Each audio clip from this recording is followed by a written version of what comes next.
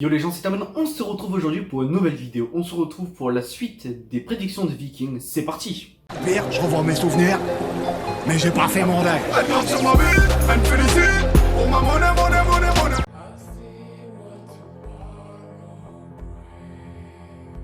On se retrouve dans la saison 2, épisode 4, où le Jarl Borg est à Kattegat et il décide d'aller voir le voyant, le devin, comme vous voulez. Et le devin lui dit qu'il voit un aigle planer au-dessus de sa tête. Pourquoi es-tu venu me voir? Je suis venu te poser des questions. N'en pose pas trop. Je n'ai pas beaucoup de temps à t'accorder. Alors dis-moi une chose, homme sage. Avais-tu prévu ce qui s'est passé ici? Et si oui, avais-tu prévenu la population? Je vois ce que les dieux me permettent de voir, et je dis ce qu'ils me permettent de dire. Ça signifie que tu n'as rien vu? Ou que tu n'as rien dit?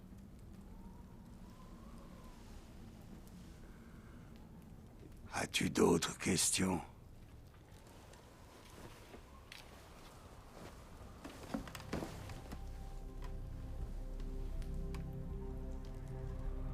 Je voudrais savoir ce qui va m'arriver.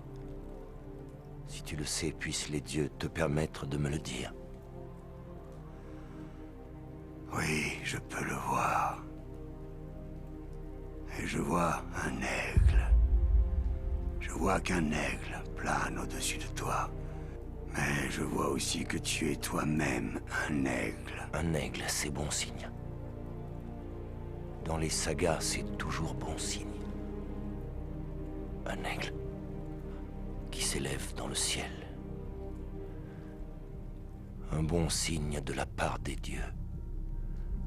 N'est-ce pas, vieil homme? Oui, j'ai vu un aigle. Et cet aigle est ton destin, Jarl Borg.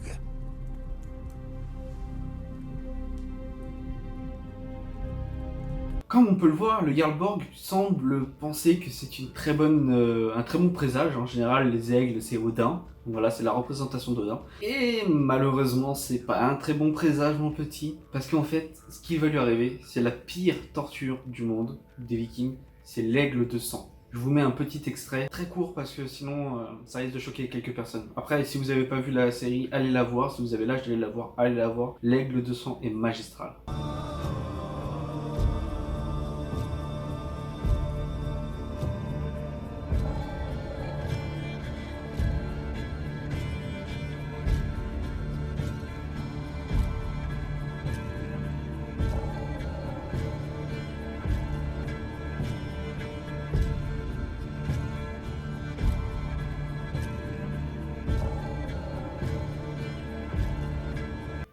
Voilà, comme vous avez pu le voir, c'est assez sanglant. Et donc c'est le fameux aigle qui planait au-dessus de sa tête. Il pensait que c'était un bon présage, mais absolument pas.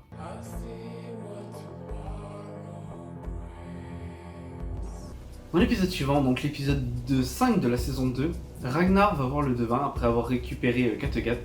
Et il lui demande... J'aime deux femmes.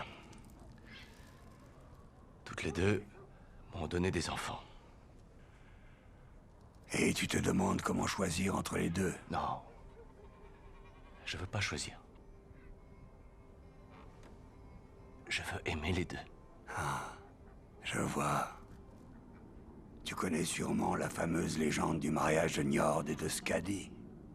Skadi était une géante. Son père avait été tué. Elle est allée à Asgard pour obtenir justice. Les dieux lui ont demandé si elle voulait de l'or en réparation de la mort de son père. Je préférerais un mari, rétorqua-t-elle, et une pleine ventrée de rire. Je sens que ça va prendre des heures. Oh, si tu étais vieux de plusieurs siècles, ce récit te paraîtrait succinct. Les dieux décidèrent alors de permettre à Skadi de choisir un mari parmi eux, mais à une condition. Qu'elle choisisse son époux seulement en regardant leurs pieds. Leurs pieds. Oui. La géante accepta immédiatement et choisit la plus jolie paire de pieds, car elle pensait tout naturellement que c'étaient ceux de Balder, le plus séduisant parmi les dieux.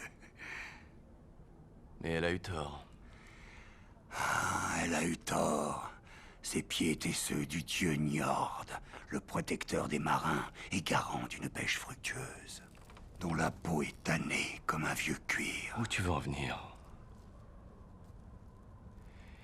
Je ne veux pas choisir entre mes femmes. Mais si je devais le faire, crois-tu que je devrais ne regarder que leurs pieds au moment de prendre ma décision? Ne regarde ni leurs pieds, ni leur visage. Tu dois examiner leur cœur, examiner leur foie et tous leurs autres organes.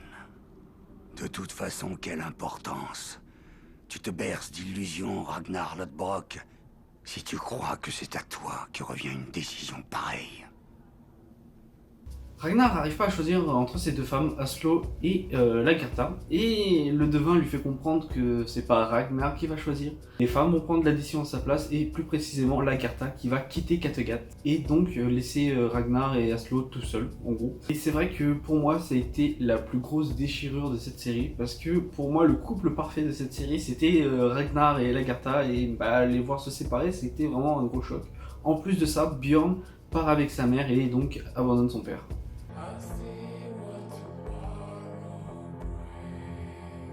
On se retrouve maintenant avec une très longue prédiction qui se trouve donc dans l'épisode 1 de la saison 3, et cette fois-ci c'est Lagertha qui va voir le devin, et il lui dit plusieurs choses.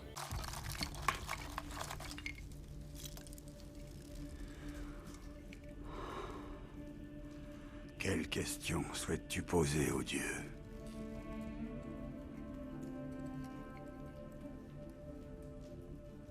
Pourrais-je un jour porter un autre enfant au puissant devin?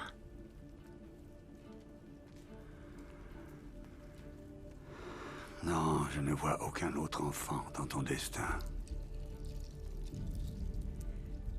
Alors, qu'est-ce qui m'attend?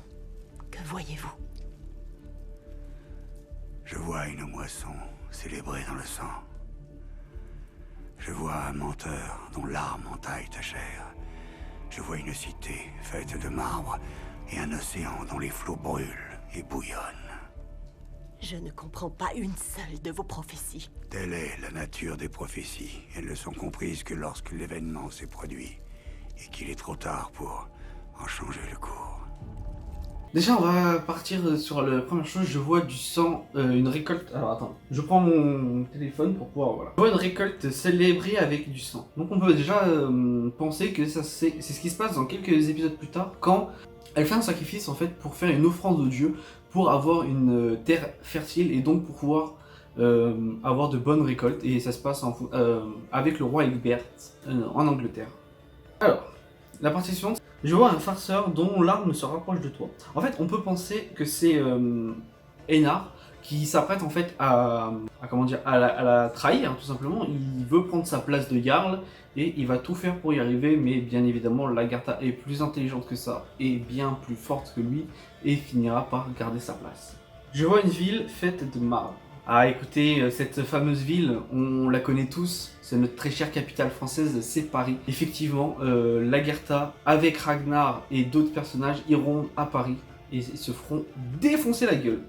Là, clairement, Paris sont très chauds. On a Ragnar qui arrive quand même à rentrer dans Paris avec une farce, mais ça on y reviendra un peu plus tard, dans l'épisode prochain, parce que c'est une autre prédiction du voyant. Et ceux qui ont vu la série, vous avez pas fait attention, mais on dirait que le devin ne veut rien dire à ce moment-là, mais il sait très bien ce qu'il dit.